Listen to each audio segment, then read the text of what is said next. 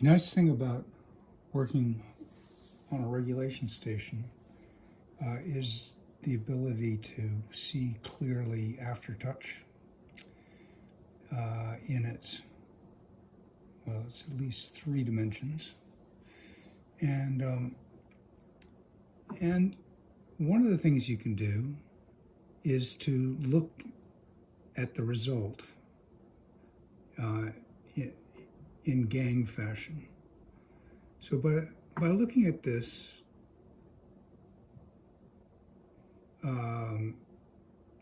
particularly this guy here is a little bit higher than the others.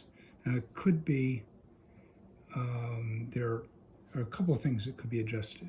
One is the drop. And let's see what happens when we give it a little bit more drop.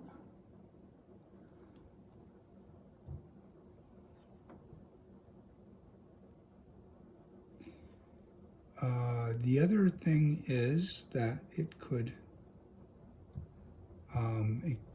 be when letoff occurs. And I think maybe it's a combination of the two. So I'm going to give it just a little bit more letoff. And you can see relative to the ones around it. Well, it seems better. And the third thing is that it could need less key dip. But I would say that,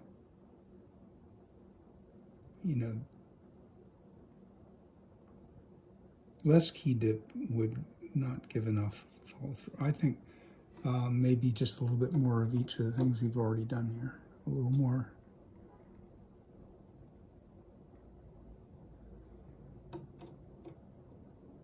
Drop.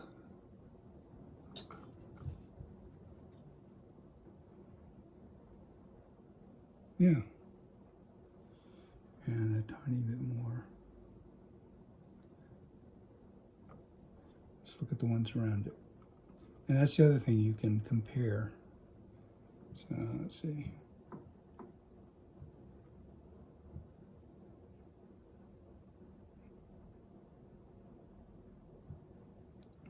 Went too far.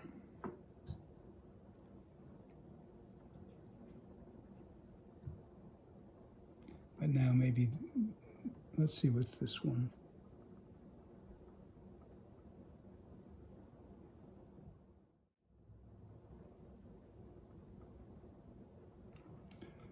So it could be that this one,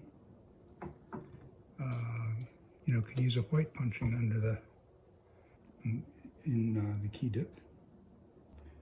I'll give it less dip and therefore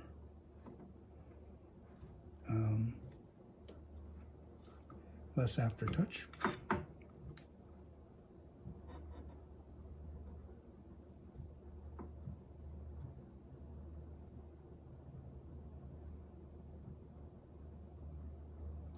Okay. The refinements are very small, but what you're doing is making the aftertouch consistent from one to the next. Now another test of this is once you've done that, to see what it feels like from key to key, and these, feel flat. They feel the same. And you can look at the, from the side,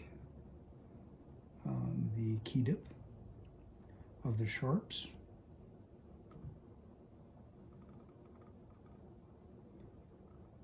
And you can run them through one at a time.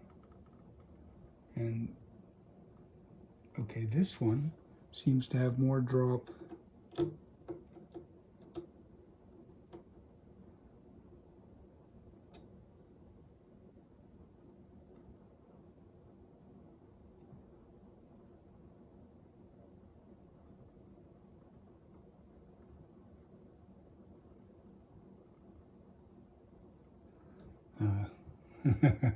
Getting good symptoms is tricky. Okay, so if it has more drop,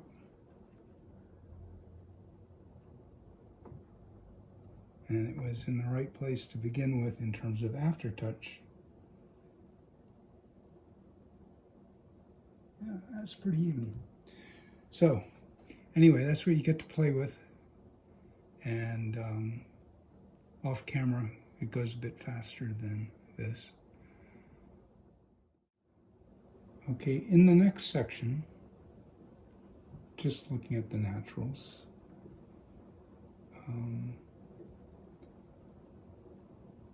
this points out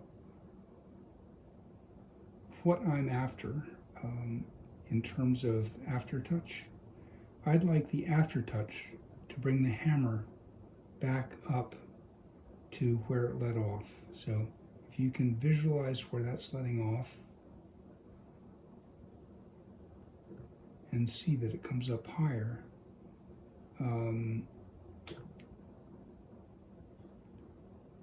if I'm happy with where it's letting off,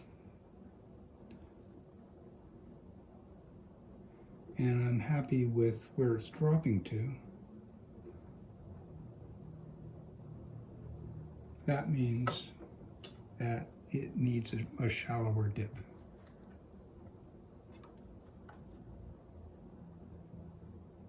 So I'm guesstimating a yellow punching.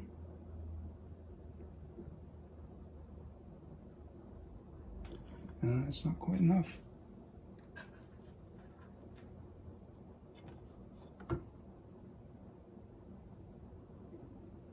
Okay, so that's a 15 thousandths, and that seems to be just right.